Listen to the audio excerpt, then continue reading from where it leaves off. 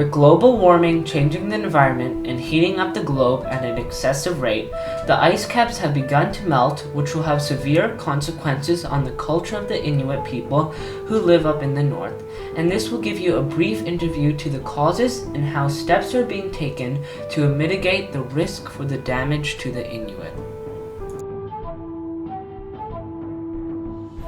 Global warming is caused by the emissions of CO2 into our Earth's atmosphere. CO2 and other greenhouse gases are released by the cause of man-made things. Things such as factories or methods of transportation all release CO2 into our atmosphere. The main producer is transportation, which reduces 27% of the world's CO2. The result of the CO2 emissions is that the Earth's temperature begins to increase at an alarming rate and is called global warming. Global warming occurs when carbon dioxide and other air pollutants and greenhouse gases collect in the Earth's atmosphere and absorb sunlight and solar radiation that have bounced off the Earth's surface.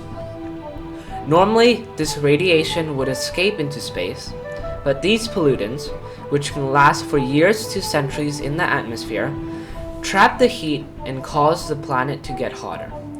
That is what is known as the greenhouse effect.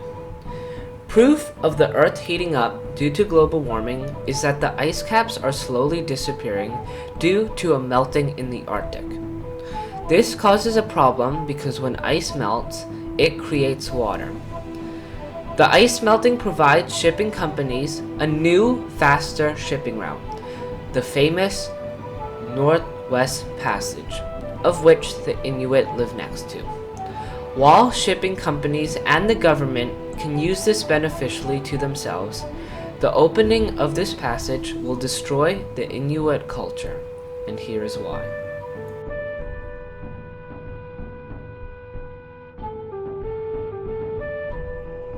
With an understanding of what causes climate change, we can see the effects it will have on the Inuit people. With global warming heating up the ice caps, this opens up the Northwest Passage. The Northwest Passage is a shipping route that goes through the Canadian Arctic around Inuit villages. This route from the east coast of Canada to the west and is much faster and cheaper than the pre-existing route of the Panama Canal. This new route will introduce large ships such as massive oil and gas tankers and cruise ships to the Arctic North. The marine animals in these waters are usually whales and fish, and are really sensitive to sound. The large cruise ships and tankers create a lot of noise through their engines and drive these animals away from their natural habitat. This creates problem for the Inuit as their main source of food is being driven away, which means they have to rely heavily on the super expensive food that's flown in and will change their culture and their food habits. Climate change also affects land animals that live in the north, of which is a huge resource for the Inuit. With the ice melting, transportation across ice will become very difficult as the Inuit people heavily rely on snowmobiles and dog sleds to travel and hunt, but these require ice and the shipping route will affect their travel. With the opening of the passage, cruise companies are offering cruises through the Arctic and stop at these Inuit villages. As cruise ships are massive, they carry almost double the population of the towns, which causes disturbances, and the cruise liners cause disturbances to the environment as people are able to explore glaciers and the natural world, but they should be left untouched. All of these changes will come when the ice melts and the Northwest Passage will become navigable. All of these changes will benefit people, but will have devastating consequences on the Inuit people. The Inuit culture revolves around animals, the ice, the weather, and its independence far away. But as times change, the Inuit culture will start to fade away due to the opening of the Northwest Passage.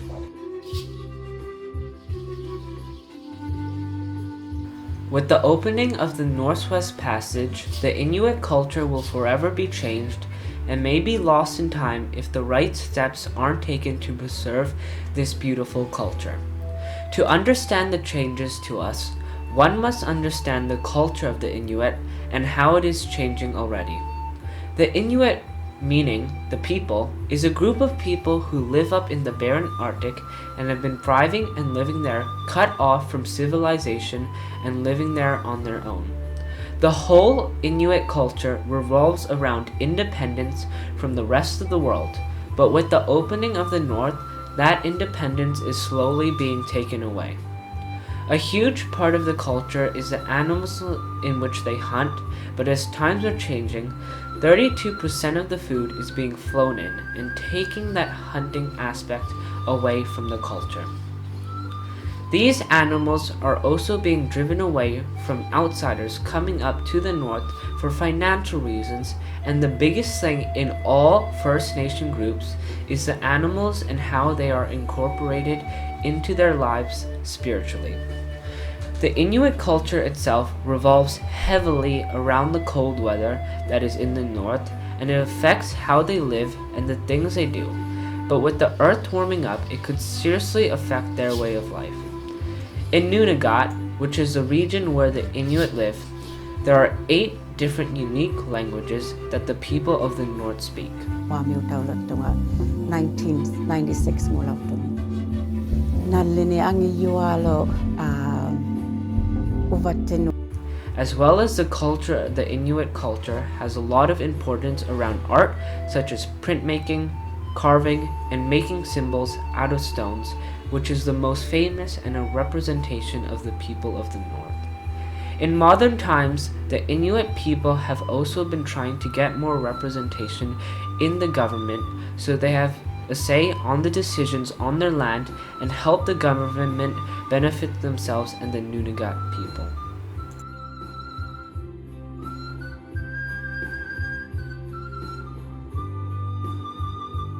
When it comes to the Northwest Passage, there are only 2 options: take control for themselves or advocate for themselves and make the government help them. The goal is to educate people on the effects it will have on the Inuit, so if they can't fight for themselves, they will have the support of those who can. Supporting Inuit financially will also help because the lack of food due to global warming and the opening of the Northwest Passage means more food needs to be imported. This food is very expensive and will take a toll on the Inuit and the government, or people have to support those in need in the north. As time changes, so does the Inuit culture. So they will have to adapt but still teach others about their original ways to keep this beautiful culture alive. Advocating for more power of the Inuit is also required, as it is their land and they have a say what happens to it, so they can limit shipping through the Northwest Passage. The problem is that the Inuit people don't have control to what happens to them and are in the hands of the government, and it is difficult to make any difference unless they can persuade to either give them more power or assist the government in drafting a plan that will be beneficial to the government and communities when the Northwest Passage gets more used.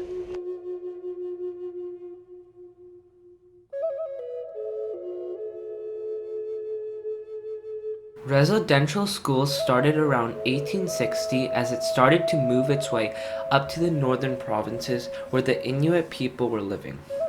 The first government-regulated school wasn't built until 1951. By the 1950s, when people started settling, almost all of the children that were Inuit and living in the northern regions were mandated to attend these schools. The purpose of these residential schools was to give a formal education to the students and were to drive them away from their cultures. By the 1960s, around 3,997, or 75% of the students that were Inuit, were placed in these residential schools away from their homes. The Inuit children at the ages of 5 and 15 were first to enroll in these schools. As the main mission of these schools were to strip away the culture of the Inuit, it started to erode their culture and started to become more obsolete. Integral things like storytelling and Inuit knowledge began to fade away as a result of these schools, and today families of the Inuit are trying to heal the damages that the government caused towards these people. This past event shows the continuous struggles that the Inuit have to face in today's modern world, and the Northwest Passage will have similar effects as these residential schools.